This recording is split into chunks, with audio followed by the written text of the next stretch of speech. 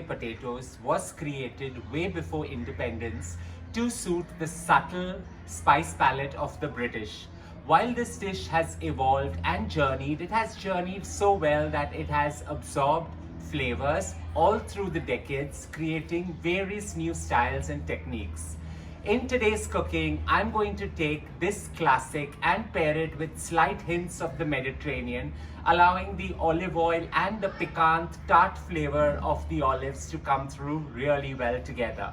Let's get to cooking my version of a Bombay potato scented with some beautiful salty and brined green olives pairing well beautifully together. Let's get to cooking it. While Bombay potatoes is always usually baked in an oven to get that beautiful crunch, I like to cook it in a pan where I use new potatoes so that the waxy interior really works well in giving and enabling a perfect crunch. So to start off with, I'm going to take about 2.5 tablespoons of extra virgin olive oil because I just want the Mediterranean flavors to merge and evolve really well. I'm going to take about 25 to 30 grams of these beautiful gorgeous nuts, that's the cashew nuts, and allow them to roast in this oil till they get the perfect beautiful char and are crunchy to taste.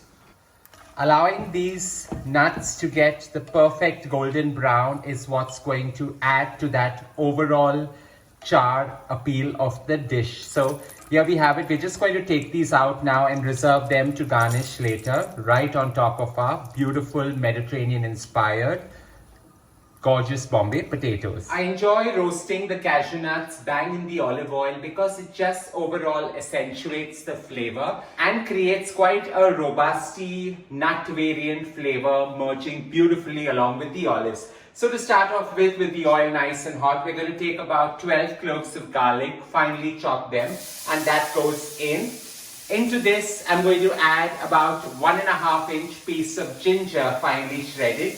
While I'm using fresh ginger, you can use the dehydrated version as well to accentuate this dish. While technically Bombay potatoes always allows for some slit whole green chilies, I'm just styling it to the next level with some slit whole fresh red chilies. So about 8 of them get a non-spice variant. They're just going to elevate the entire dish. Saute this entire mix for a minute to a minute and a half till the flavors are sharp. I like sauteing them on the lowest possible flame so that the overall flavors evolve beautifully.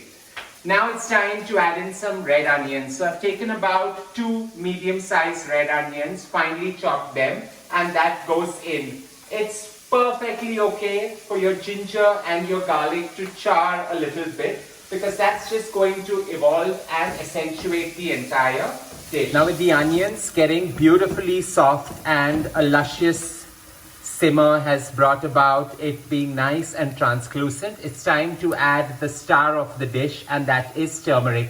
So here I've taken about a teaspoon of turmeric. While I'm using turmeric, you can also use a Madras curry powder to flavor and accentuate this overall dish. Let's allow the turmeric to bloom in this oil mix beautifully before adding in the potatoes. So I've taken about 700 grams of waxy potatoes, peel them and cut them into large dices, and they go right in. We're just going to allow them to toss and merge along with the spice blend. Having allowed the potato to mix and engulf beautifully with the spice blend below, I've allowed it to saute on the highest possible flame for about a minute to a minute and a half till everything merges well.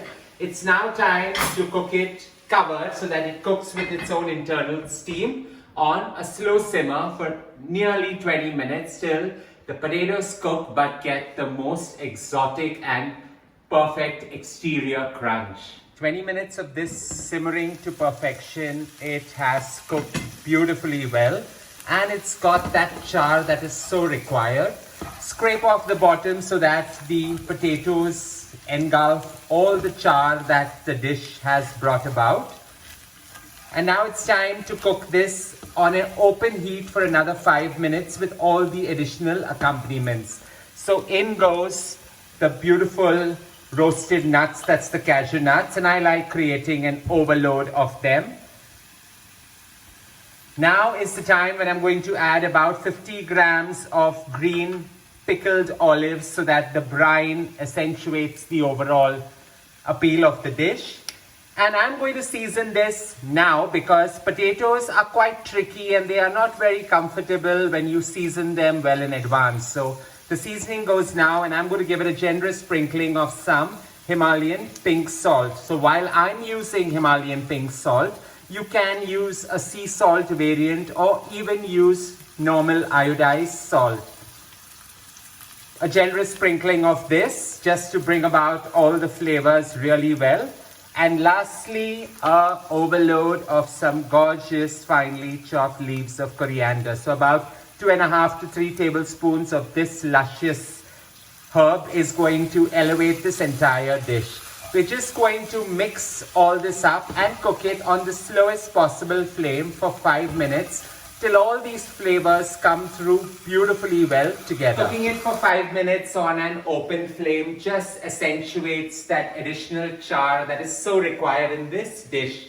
Here we have it, my version of a Bombay potatoes, enhanced beautifully with the sense of the Mediterranean coming through, the pickled, tart, piquant flavors of olive and olive oil. Don't forget to show some love by hitting on the like button, and do subscribe to my channel for these quirky my takes on the Star Stunner classics.